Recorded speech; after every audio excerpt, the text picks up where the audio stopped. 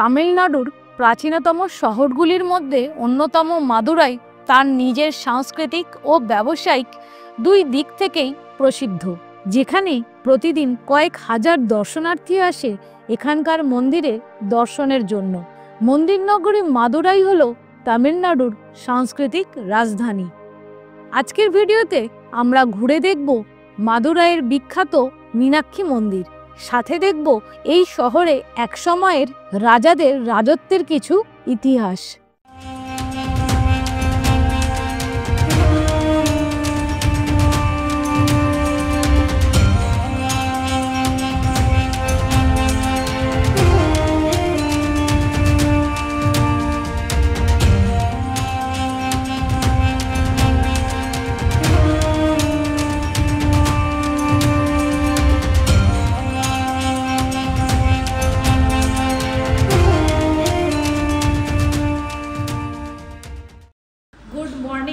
মাদুরাই এখন বাজে প্রায় 7:30।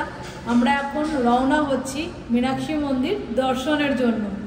হোটেল থেকে বেরিয়ে অটো নিয়ে নিয়েছি, মন্দিরে যাচ্ছি এখন। আমাদের হোটেল থেকে মন্দির মিনিট 10-এর হাঁটা পথ, তবে ওই আর মন চাইল না, তাই অটো নিলাম।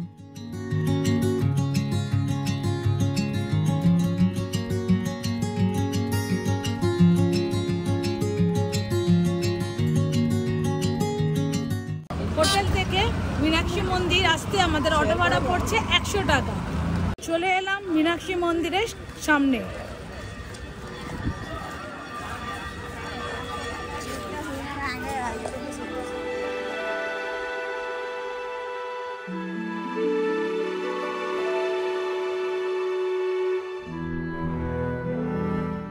মাদুরাইয়ের প্রসিদ্ধ মন্দিরগুলোর মধ্যে অন্যতম হলো এখানকার মীনাক্ষী মন্দির।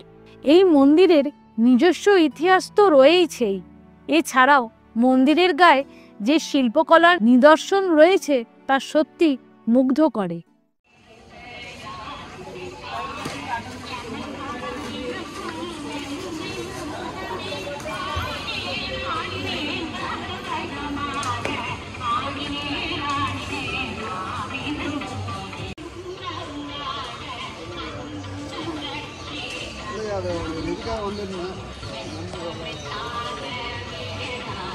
মন্দিরকে ঘিরে গোল করে যে রাস্তা রয়েছে, সেই রাস্তায় কোনো গাড়ি অটো কিচ্ছু চলে না, 2 হুইলার পর্যন্ত চলে না। এই রাস্তায় পায়ে হেঁটেই যেতে হবে,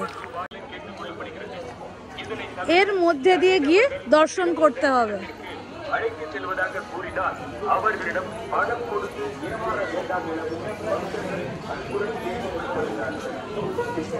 এখানে কাউন্টারে জিনিসপত্র রেখে এই রাস্তা দিয়ে যেতে হবে দর্শনের জন্য। দর্শন করে সবে বেরোলাম, খুব ভালো দর্শন হয়েছে, পুরো ফাঁকা ছিল। যদিও আমরা 100 টাকার দর্শনের টিকিট নিয়েছিলাম, মন্দির ফাঁকা ছিল, টিকিটের কোনো প্রয়োজন ছিল না, আমরা বুঝতে পারিনি। তাই আপনারা যখন আসবেন আগে দেখবেন মন্দিরে কতটা ভিড় আছে, তারপর টিকিট করবেন। আমরা দর্শন করলাম মোটামুটি 8:30 নাগাদ, পুরো ফাঁকাই ছিল। আর একটা ব্যাপার, বাইরে হয়তো অনেকে বলবে দর্শনের টিকিটের কথা, একদম নেবেন না। দর্শনের জন্য টিকিট কাউন্টার মন্দিরের ভেতরে রয়েছে, প্রতিটা গেটের পাশেই রয়েছে কাউন্টার, মোবাইল, ক্যামেরা এবং জুতো রাখার জন্য কোনো টাকা দিতে হয় না, কিন্তু মোবাইলের জন্য পার মোবাইল 5 টাকা করে দিতে হয়।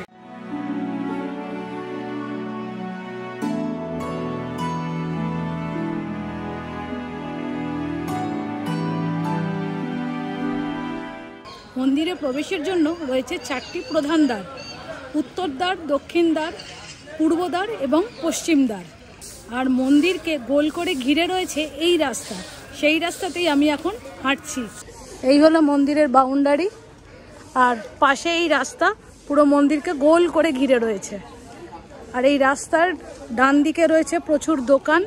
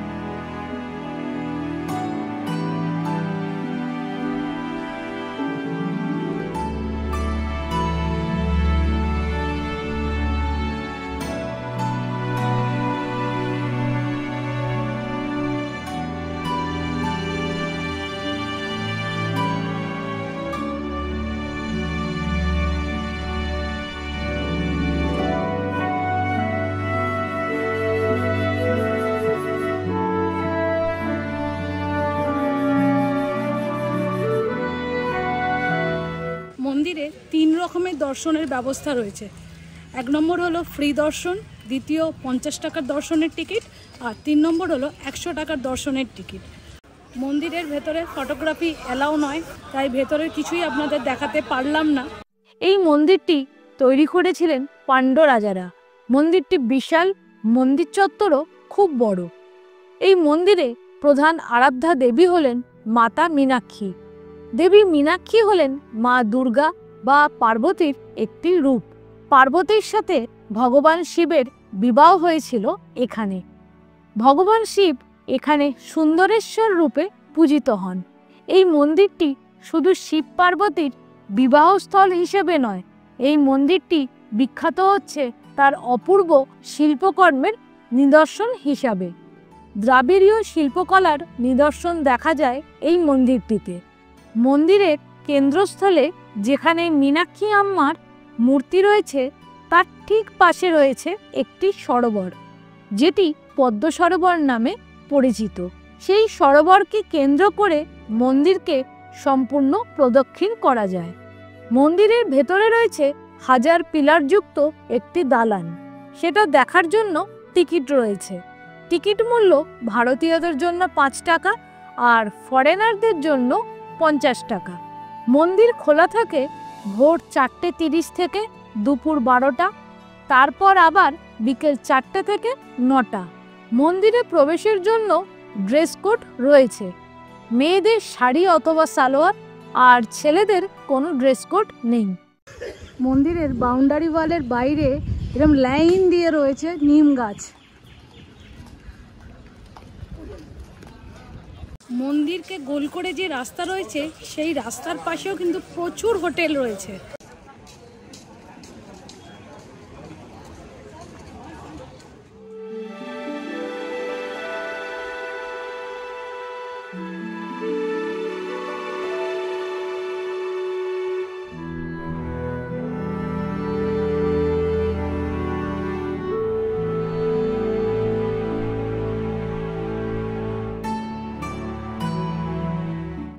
অনেক এরকম ইমিটেশন গয়নার দোকান আছে। আমরাও ঢুকে পড়েছি একটা দোকানে।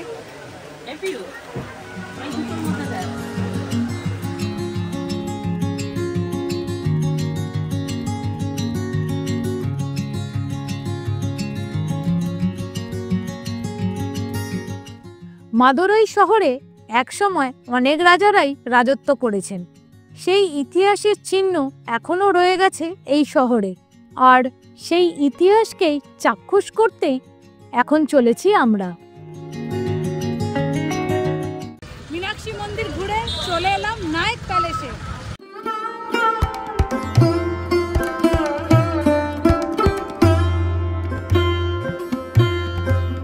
ঢুকেই ডান দিকে রয়েছে টিকিট কাউন্টার। টিকিট মূল্য অ্যাডাল্ট 10 টাকা। এছাড়া ক্যামেরার জন্য চার্জ হচ্ছে 30 টাকা, ভিডিও ক্যামেরা 100 টাকা। মোবাইলের কোনো চার্জ নেই।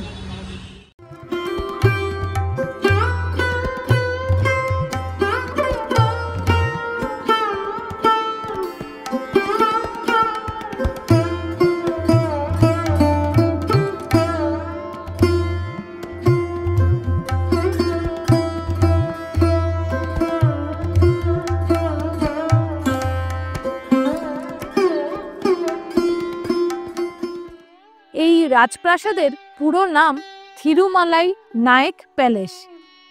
এই মাদুরাইতে 1540 থেকে 1745 খ্রিস্টাব্দ পর্যন্ত রাজত্ব করেছেন নায়ক রাজবংশ। আর এই নায়ক রাজবংশের সবথেকে প্রভাবশালী রাজা ছিলেন থিরুমালাই নায়ক। তিনি রাজত্ব করেছেন 1623 থেকে 1659 খ্রিস্টাব্দ পর্যন্ত। 1636 সালে তিনি তৈরি করেছিলেন এই বিশাল প্রাসাদ। এত সুন্দর কাজ না চারিদিকে, যত দেখছি অবাক হয়ে যাচ্ছি।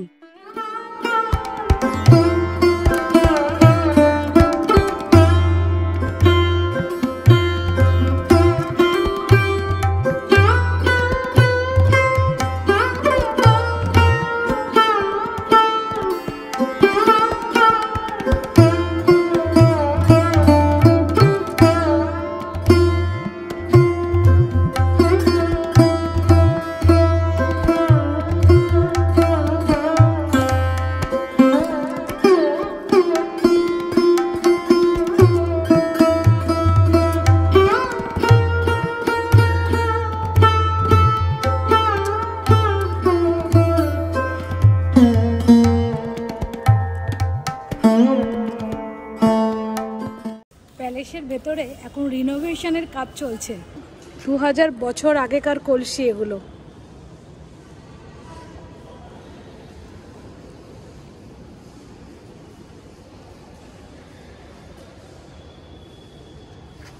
প্যালেস খোলা থাকে সকাল 9টা থেকে বিকেল 5টা পর্যন্ত। এখন আমরা ফিরে যাচ্ছি হোটেলে।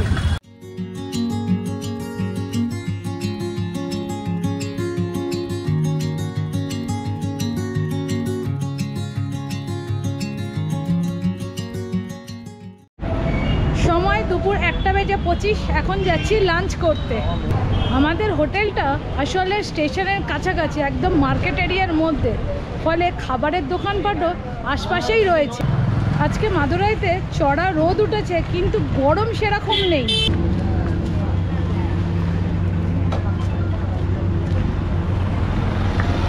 এখানে আজকে দুপুরে লাঞ্চ করব নিউ শ্রীরাম মেস রেস্টুরেন্টে।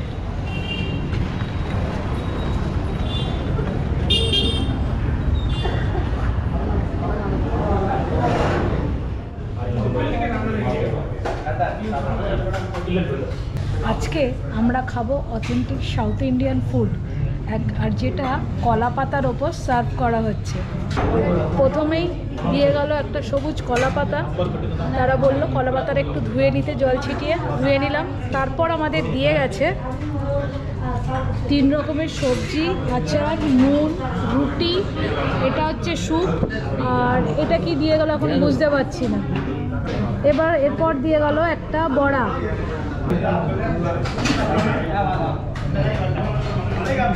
স্যুপটা বেশ ভালো খেতে। আবার দিয়ে গেল আরেক রকমের সবজি, আর এটা মনে হয় পায়েস হবে। রান্না কিন্তু খুব ভালো, মানে খাচ্ছি খুব ভালো লাগছে। এবারে দিয়ে গেল গরম ভাত, সাথে ডাল, আর ডালের ওপর ছড়িয়ে দিল ঘি, এবং যথেষ্ট বেশি পরিমাণে, আর দিয়ে গেল লেমন জুস। ডাল আর এইটা দিয়ে গেল।